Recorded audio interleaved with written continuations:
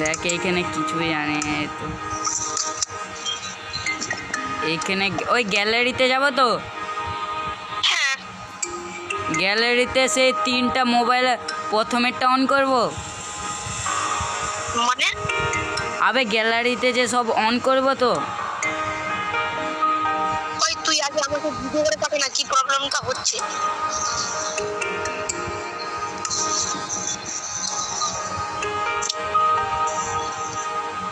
ওখানে অনেক ছিল উঠেছে, কি হয়ে গেছে।